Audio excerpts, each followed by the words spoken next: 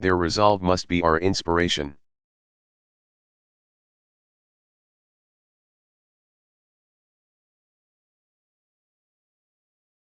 Their concerns must be our cause. And we must show them.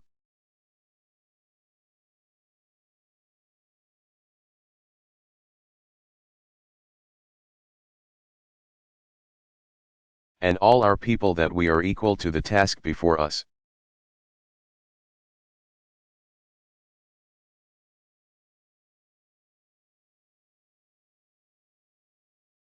I know that we haven't agreed on every issue thus far.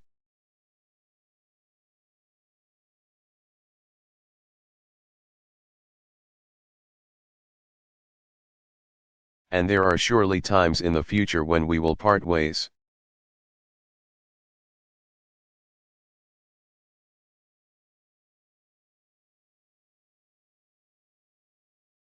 But I also know that every American who is sitting here tonight loves this country and wants it to succeed.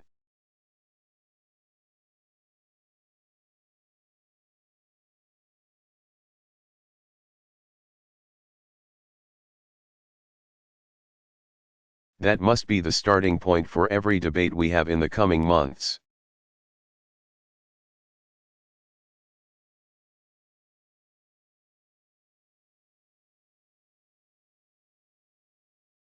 And where we return after those debates are done.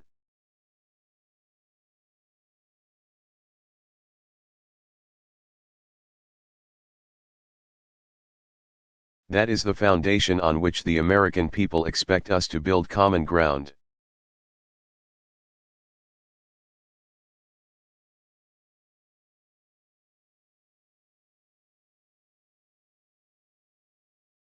And if we do, if we come together and lift this nation from the depths of this crisis, if we put our people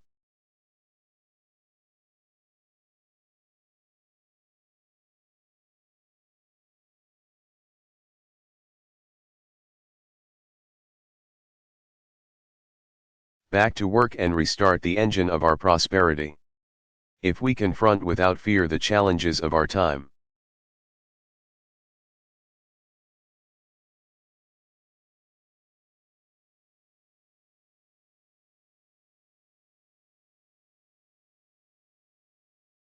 and summon that enduring spirit of an America that does not quit, then someday years from now our children,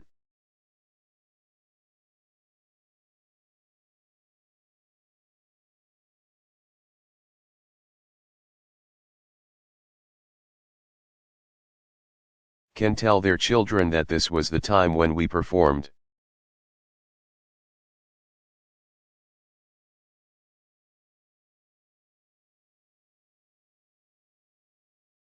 In the words that are carved into this very chamber, something worthy to be remembered.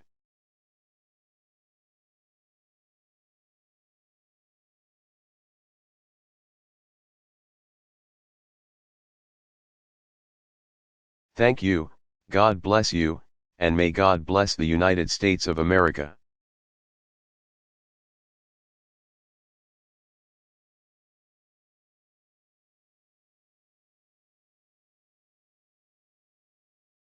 Barack Obama.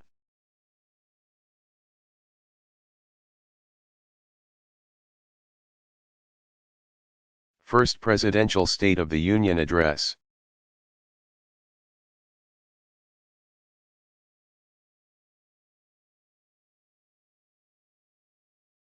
Delivered January 27, 2010, Washington, D.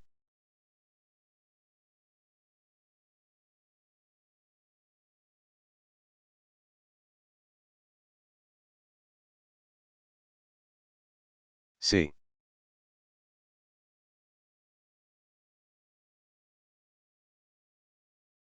Madam Speaker, Vice President Biden, members of Congress, distinguished guests, and fellow Americans.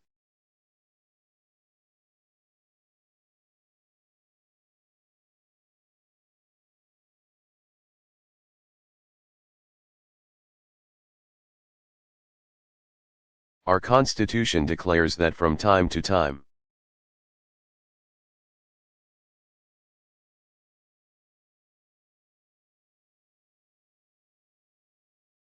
The President shall give to Congress information about the state of our Union.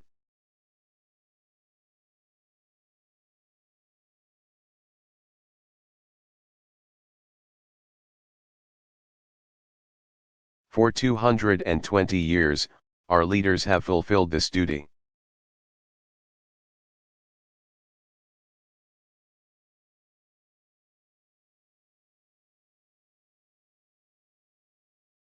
They've done so during periods of prosperity and tranquility.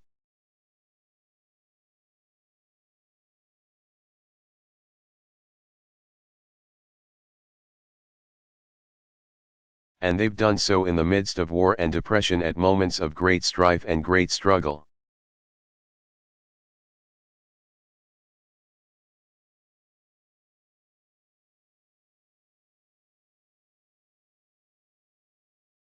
It's tempting to look back on these moments and assume that our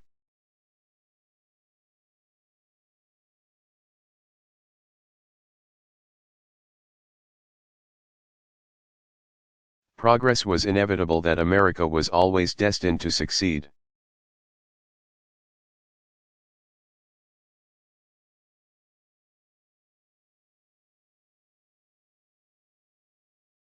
But when the Union was turned back at Bull Run and the Allies first landed at Omaha Beach,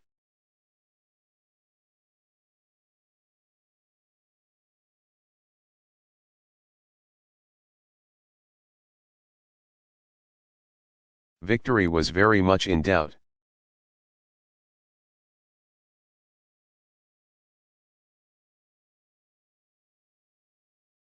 When the market crashed on Black Tuesday and civil rights marchers were beaten on Bloody Sunday,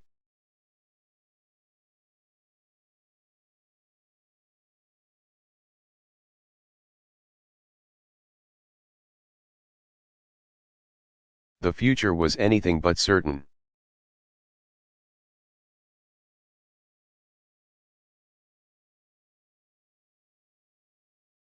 These were the times that tested the courage of our convictions, and the strength of our Union.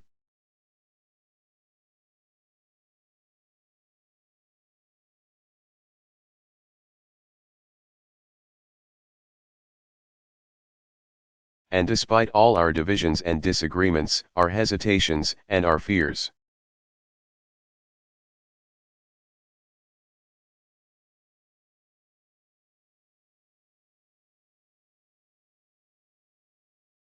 America prevailed because we chose to move forward as one nation, and one people.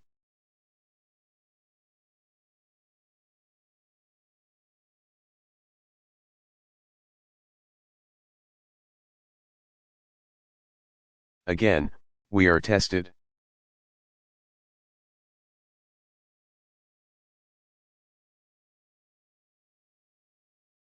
And again, we must answer history's call.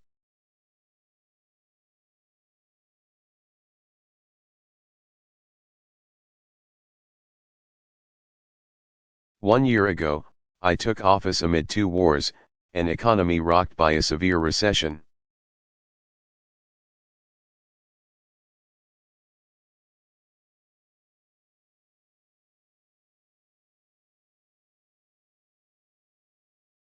A financial system on the verge of collapse, and a government deeply in debt.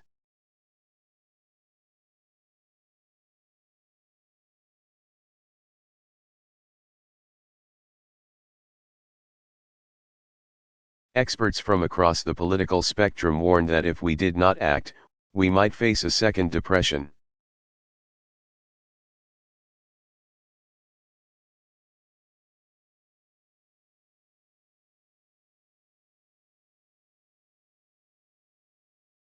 So we acted immediately and aggressively.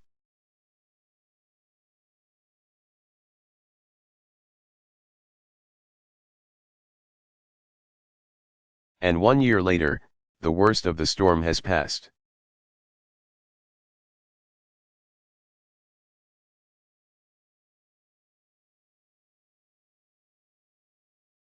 But the devastation remains.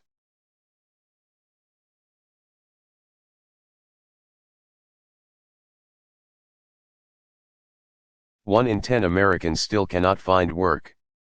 Many businesses have shuttered. Home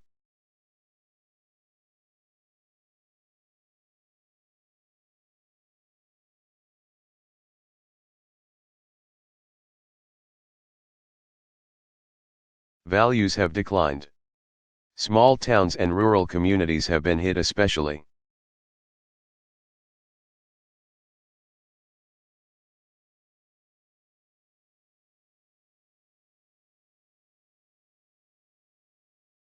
Hard. And for those who had already known poverty, life's become that much harder.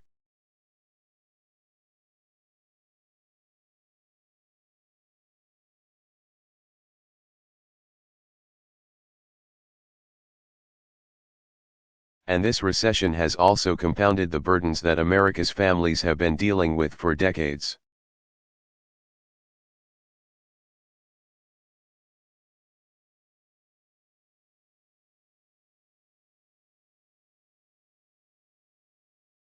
The burden of working harder and longer for less.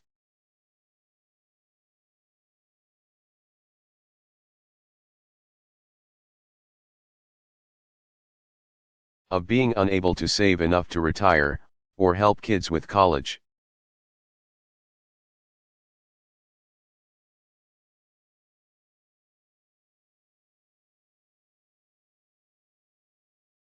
So I know the anxieties that are out there right now.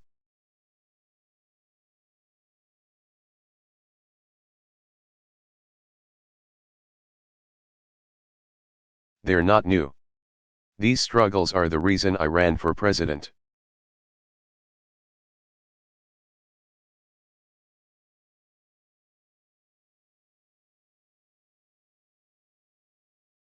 These struggles are what I've witnessed for years in places like Elkhart, Indiana, Galesburg, Illinois.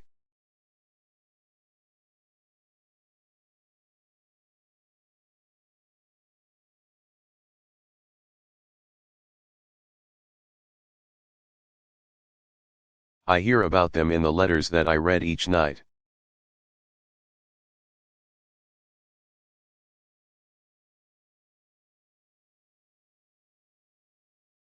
The toughest to read are those written by children, asking why they have to move from their home.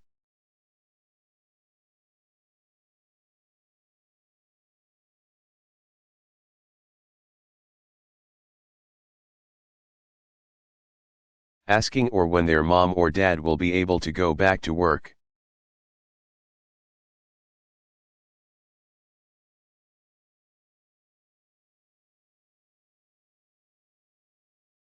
For these Americans and so many others, change has not come fast enough.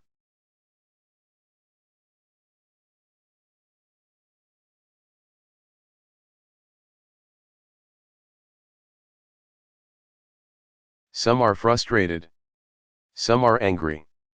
They don't understand why it seems like bad behavior on Wall Street is.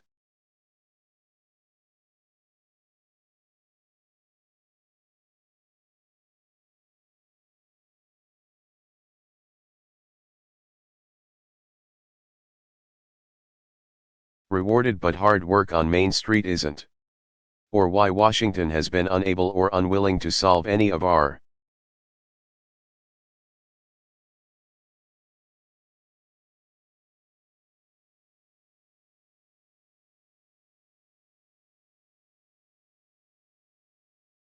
problems. They're tired of the partisanship and the shouting and the pettiness. They know we can't afford it. Not now.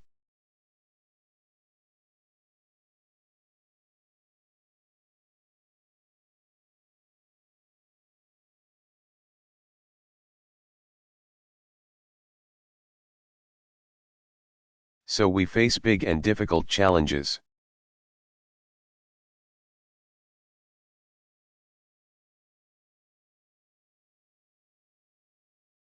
And what the American people hope what they deserve is for all of us, Democrats and Republicans.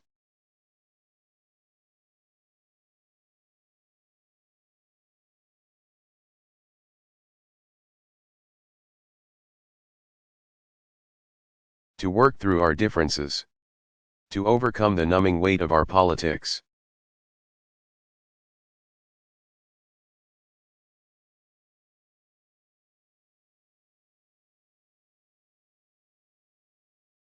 For while the people who sent us here have different backgrounds,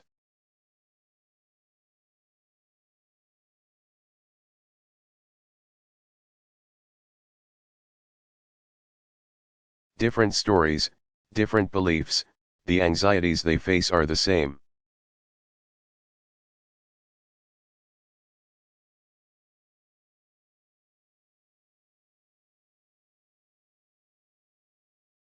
The aspirations they hold are shared, a job that pays the bills, a chance to get ahead.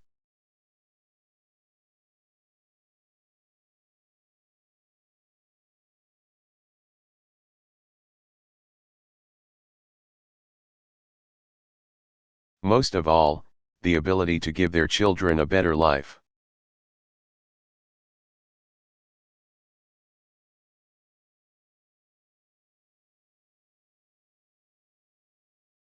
And you know what else they share?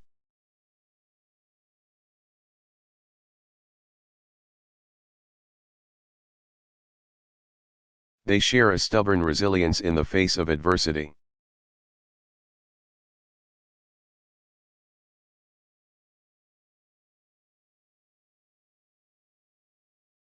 After one of the most difficult years in our history,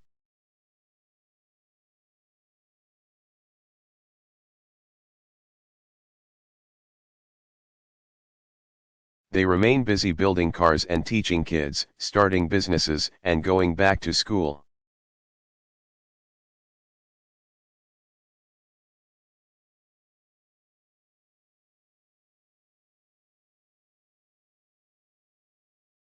They're coaching Little League and helping their neighbors.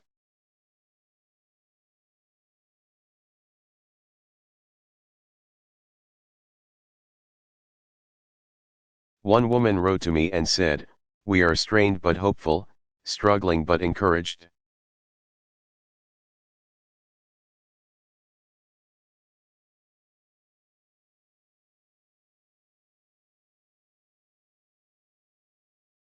It's because of this spirit, this great decency and great strength that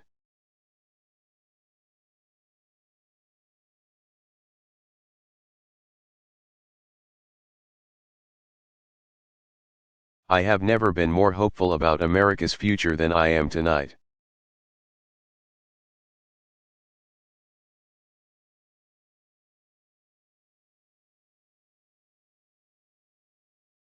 Despite our hardships, our union is strong.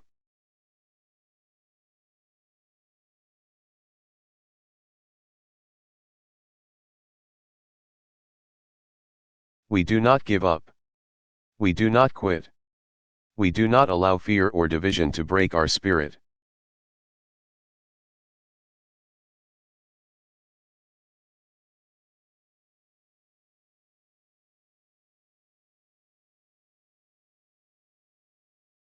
In this new decade, it's time the American people get a government that matches their decency.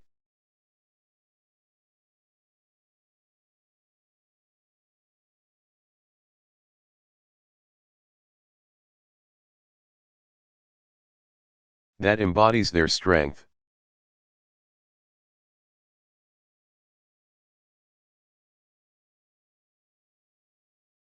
And tonight I'd like to talk about how, together, we can deliver on that promise.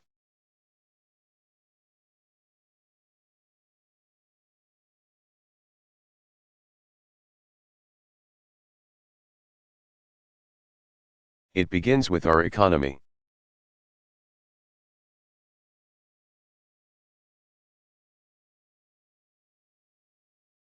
Our most urgent task upon taking office was to shore up the same banks that helped cause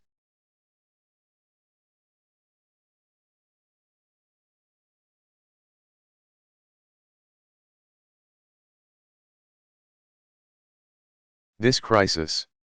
It was not easy to do. And if there's one thing that has unified Democrats,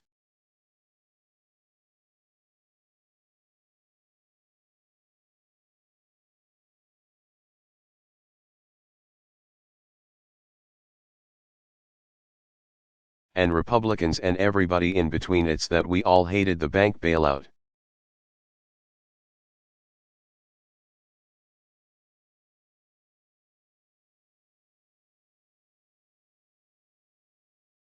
I hated it, I hated it, I hated it. You hated it? It was about as popular as a root canal.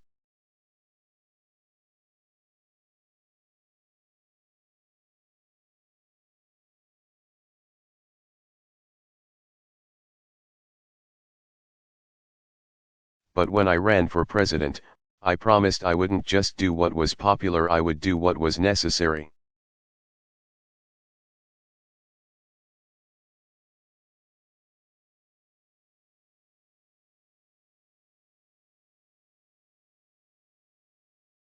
And if we had allowed the meltdown of the financial system, unemployment might be double what it is today.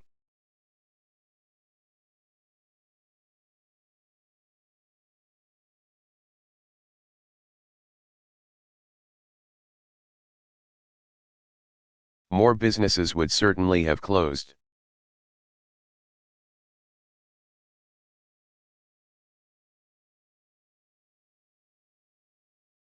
More homes would have surely been lost. So I supported the last.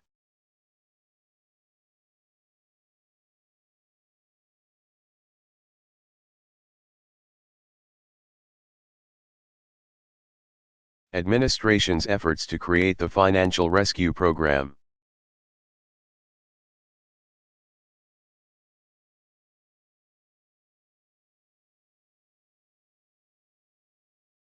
And when we took the program over, we made it more transparent and more accountable.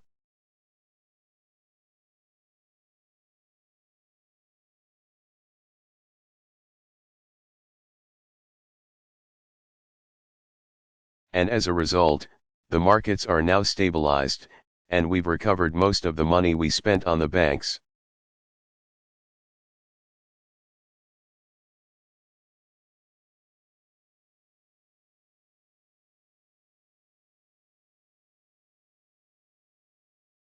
Most, but not all.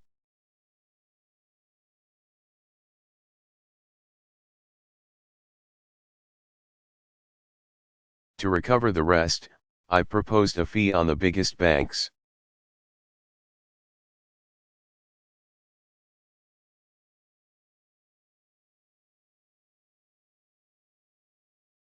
Now, I know Wall Street isn't keen on this idea, but if these firms can afford to hand out big bonuses again,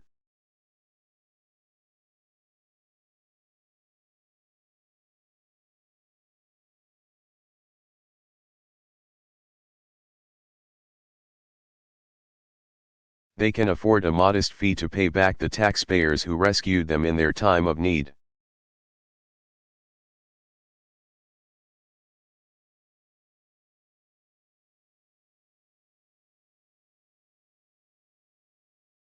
Now, as we stabilized the financial system, we also took steps to get our economy growing again.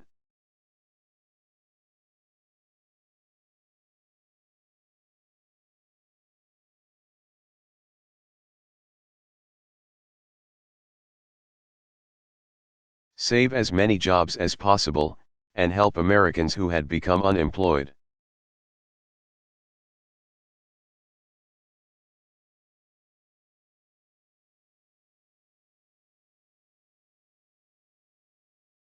That's why we extended or increased unemployment benefits for more than 18 million Americans.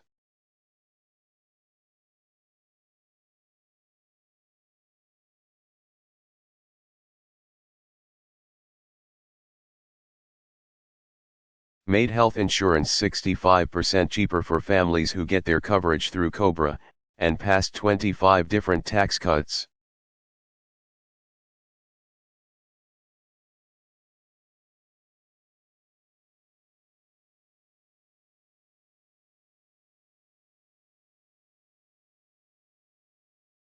Now, let me repeat, we cut taxes.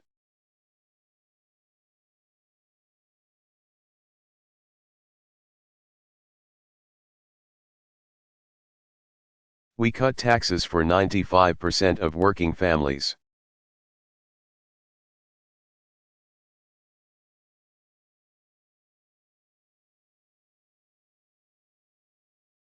We cut taxes for small businesses.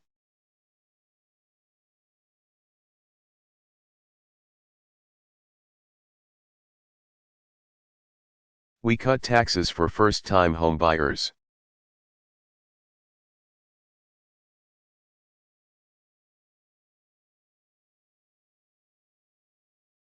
We cut taxes for parents trying to care for their children.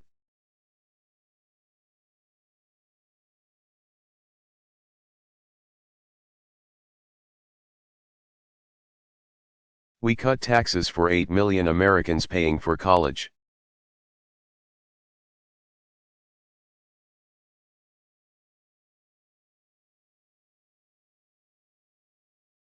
I thought I'd get some applause on that one.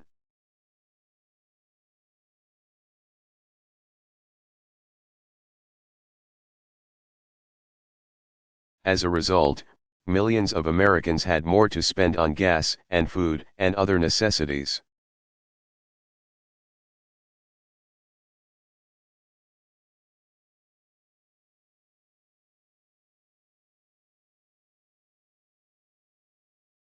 All of which helped businesses keep more workers.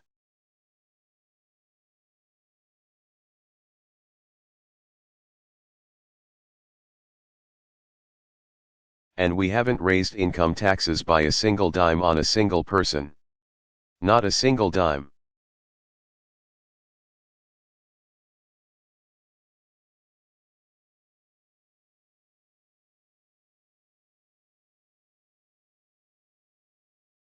Now, because of the steps we took,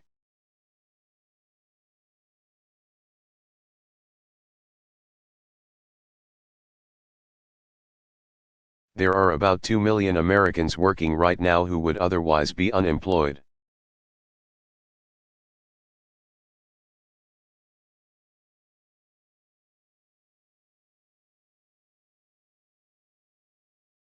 $200,000 work in construction and clean energy.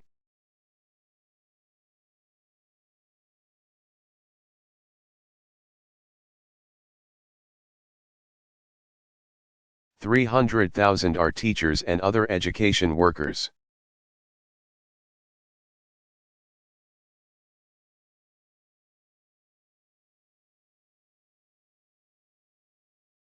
Tens of thousands are cops, firefighters, correctional officers, first responders.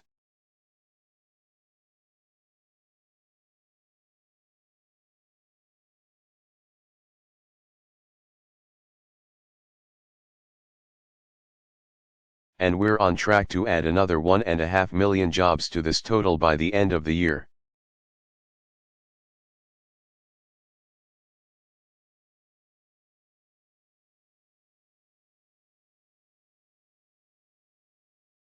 The plan that has made all of this possible, from the tax cuts to the jobs, is the Recovery Act.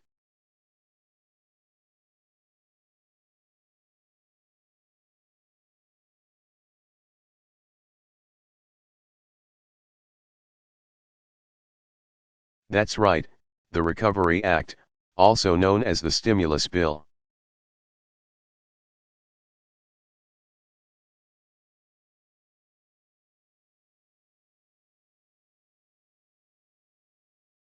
Economists on the left and the right say this bill has helped save jobs and avert disaster.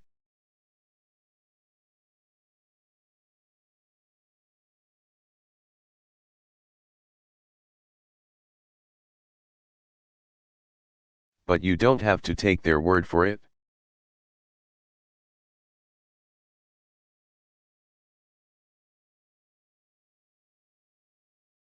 Talk to the small business in Phoenix that will triple its workforce because of the Recovery Act.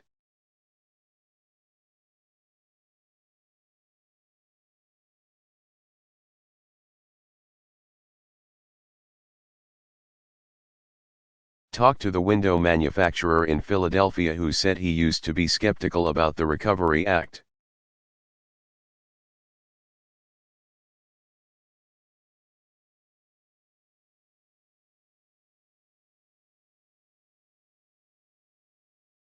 Until he had to add 2 more work shifts just because of the business it created.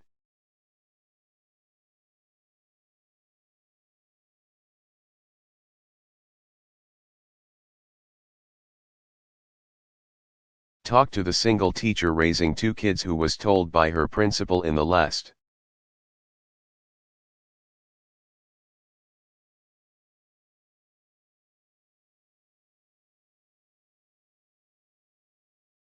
week of school that because of the Recovery Act, she wouldn't be laid off after all.